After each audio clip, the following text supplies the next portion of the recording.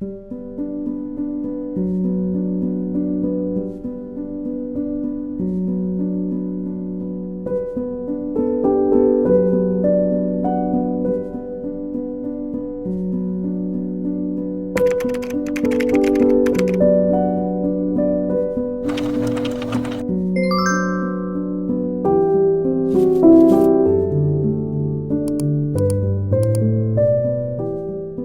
everyone, welcome back to my channel. If you're new here, welcome. My name is Kiana and I do a lot of sewing and fashion videos, and today I have another tutorial for you, and it's an exciting one because we are doing an upcycling tutorial. You probably know my new friend Cassey, aka Blogalates. She is the owner of the brand Popflex, and so within the Popflex brand there's a very popular style of skort called the pirouette skort. This right here is a dupe, which Cassey actually has the patent for. And if you don't know, it is so hard to get a patent for a clothing design. That is why you see so many dupes all over the place. So the fact that Cassey was granted the patent, I'm sure it was so much work to get that, by the way. It's a huge step forward for fashion designers everywhere. And so the great thing about having a patent is when people try to rip her off and steal her design and sell exact replicas, like the one I have here, it's a little bit easier for her. I wouldn't call it easy probably, but it's a little bit easier for her to have them take that down. So this happened recently. The brand that was selling the dupes was going to burn, trash all of their inventory. Crazy, right? Cassey was like, no, don't do that. That's usable fabric. And she reached out to me, which is crazy because I have been following Cassey for a while now. She also reached out to my friend Tracy. You guys might know her as Transformations by Tracy. And the two of us did some redesigning, some sewing, and came up with our own designs and patterns. So what does that mean for all of us? Because Cassey now has thousands and thousands of these dupe skorts sitting in her warehouse. We are putting together little kits with the skorts. So the skorts and a sewing pattern, and we will be selling them at a very reasonable price so that you guys can have little sewing upcycling kits. So I will have a link to her listing as the first link down below if you guys want to check it out. And if you don't want to purchase a kit, the skirt pattern for this was pretty relatively simple. It's a lot of just rectangles pieced together. If you want to try to DIY it yourself with fabrics you already have lying around, then fabulous. Just watch this tutorial and I hope you'll at least learn something from it. But yeah, without further ado, let's just get into the tutorial. All right, so first off, print out your pattern at 100% scale and line up your sheets of paper edge to edge without trimming down the pattern or overlapping the paper, and tape together. Make sure you refer to your instruction pamphlet to figure out which size to create. For reference, the size I created was a size small. Then cut on the corresponding line for your size. Now we're going to use the printed pattern to cut out the base of the dress. We will be using the inner shorts fabric for all of the printed pattern pieces. Make sure you pay attention to the pattern details to see how many pieces to cut from each pattern. So I'm just taking my fabric, smoothing it out, and placing my pattern piece right over top. For most of the pieces, we're cutting out 2 mirrors, so I'm gonna leave the shorts double layered and just cut the piece out right on top so it cuts out 2 pieces. I'm also just gonna try to line up that seam in the middle of the shorts on each of my pattern pieces. Not necessary because this is going to be completely covered, but just for myself, I'm gonna kind of use that grain line to make sure all of my pattern pieces are in the middle of the shorts. Now, if you're using a size large or extra large, you might need to cut away the shorts from the rest of the skort and kind of open up the fabric to make it bigger. And you may only be able to get 1 skirt piece from each pair of shorts, whereas size extra small and medium, you'll be able to get 2 skirt pieces from each pair of shorts. So just cut out all your skirt pieces and cut out all of your bodice pieces. Again, if your pattern pieces don't fit nicely on a pair of shorts, you might need to cut it away from the skort and open it up to fit your bodice pieces on there. After you cut the bodice pieces, go ahead and cut your binding pattern piece as well. Now lay out all of your bodice pattern pieces, and we are going to serge right side together along all of those vertical seam lines. Now I do recommend a serger, but if you don't have a serger, you can use a stretch stitch on your home sewing machine, such as a zigzag stitch. Now we're going to repeat that step with the skirt pieces. So go ahead and lay out your skirt pieces, and then we we are going to serge right sides together all of those vertical seam lines. Now we're going to also sew those center back seams. So place the skirt right sides together and serge along that center back seam, and then do the same exact thing with the bodice. Place the bodice right sides together along that center back seam and serge. And to keep yourself organized, I would use a pin or a marking tool to just mark those center back seams. Now grab one of your skorts, and we are going to cut off that second tier, that second ruffle tier on the skorts. You should cut below the stitch line. Cutting below the stitch line will release all of those gathers, and you will have a nice clean piece of fabric. All sizes should repeat this to a second skort as well, and sizes medium through extra large will need to repeat this on a third skort. Then for all of those pieces that you just cut, go ahead and trim off the hem as well. So now you should have a clean piece of fabric. Now we're going to make panels 34 inches wide. Size extra small is going to cut 9 34-inch wide panels, size small 10 panels, medium 11, large 12, and extra large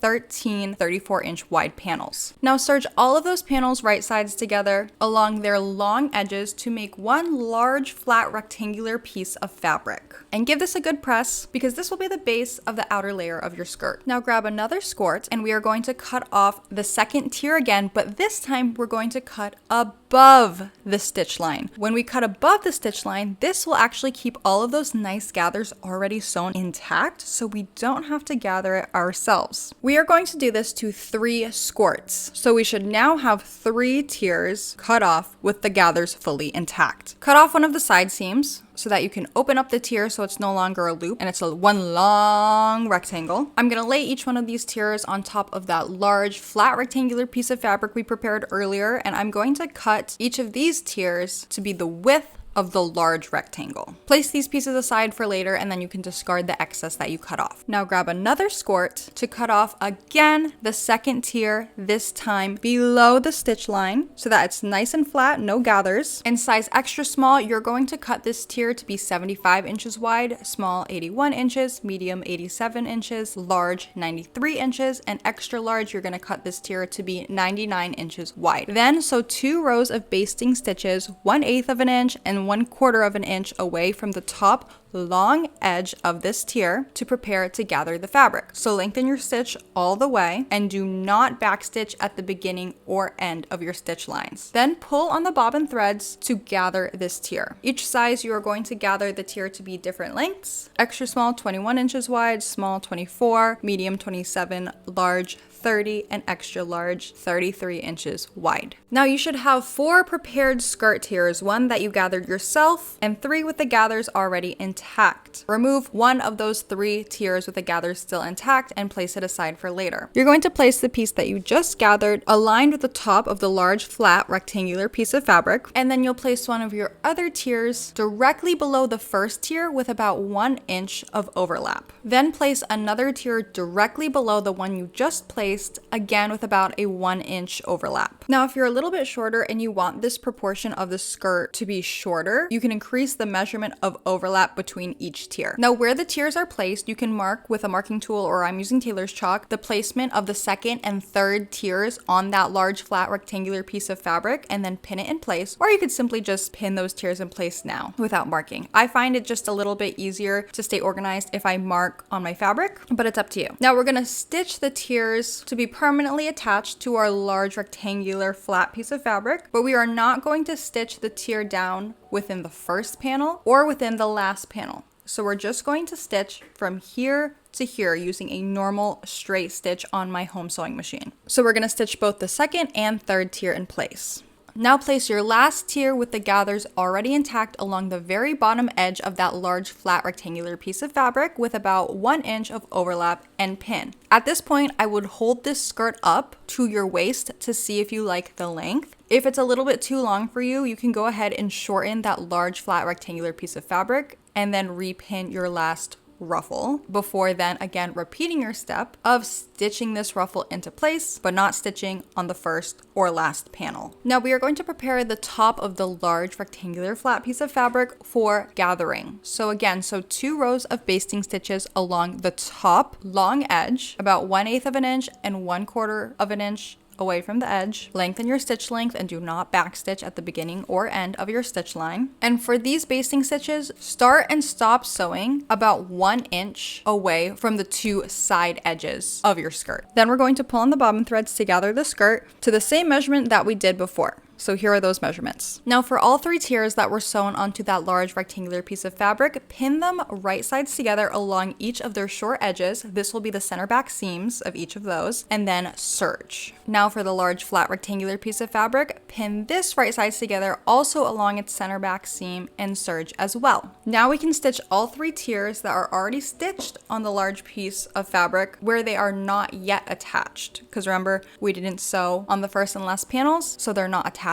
there yet. So just stitch directly through that previous gathering stitch line to permanently attach it to the fabric. Now find that small skirt tier that you gathered by hand manually, and we are going to fold it to be right sides together, and we're going to serge along the short edge, which will be the center back edge of the skirt. Now you're going to take this small tier and place it around your big mesh skirt. I'm going to line up the top edge of this tier with the top edge of the other skirt, and everything should be right sides out right now. You should not pin these right sides together. Everything should be right sides out. Now grab that skirt base that we prepared a while ago, the one made from the inner shorts fabric. This should also be right sides out. You're going to take this and place it inside this big mesh skirt. So the right side of your skirt base should be against the wrong side of your mesh skirt. Again, everything right now is facing right side out. Pin this along the waistline. Now we're going to take the dress bodice. This is the only piece of fabric that we are going to flip wrong sides out. So turn it wrong sides out, flip it upside down, and put it right over top all of those other layers. Now the waistline of the bodice should be against the waistline of the skirt pieces, so you can easily pin that in place. Now bring this over to your serger and serge through all 4 of these layers that you've pinned together. Make sure you take it slow because I know it's a lot of layers. Now gently pull on the waistline to pop those basting stitches that we used to gather the skirt. We don't need them anymore, and they prevent the waistline from stretching. And if you see any basting stitches on the right side of your garment, you can go ahead and remove them with your seam ripper. Now take your neckline binding and fold it in half wrong sides together and give it a good press. Then bring it over to your dress and place it along the front neckline scoop. I recommend finding the center of the binding and placing it at the center of your dress first, because this binding is actually about 1 inch shorter than the neckline. So to get it to fit into the neckline, you're going to have to ever so slightly stretch the binding as you serge it. So just pin this in place and stretch it slightly as you serge. You're going to use normal 1/2 inch seam allowance and then press this binding upwards to finish your neckline. Then to finish the back neckline, we are just going to serge around the edge of the fabric without cutting off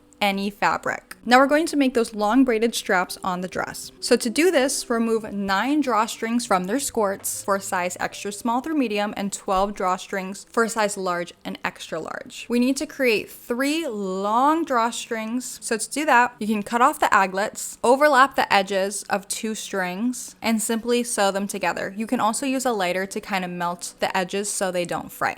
Do this until you've connected all of the drawstrings to end up with 3 long drawstrings. Now just braid the 3 long drawstrings all the way down the length. Tie the ends in a knot, cut off the excess string, and then just use a lighter to melt those edges so that they don't fray. Then find the center of your braided strap, place it at the center of the back neckline, pin it in place, and we're going to pin this drawstring along everywhere that we serged for that back neckline. We're going to top stitch this braided strap down along the back neckline using a zigzag stitch. Finally, the last step is to turn up your inner lining fabric 1 inch and press it in place. Then to hem the fabric, use some type of stretch stitch, such as a zigzag stitch. And after that, you are done. All right, so that is how you make this dress. I hope you guys like this video. Thank you so much to Cassey and Popflex for reaching out to me. I had so much fun with this project. And if you guys are interested in seeing Tracy's upcycling project, it's gorgeous. I will link that down below as well. But yeah, I hope you guys like this project. Thank you so much for watching. I'll see you next time. Bye.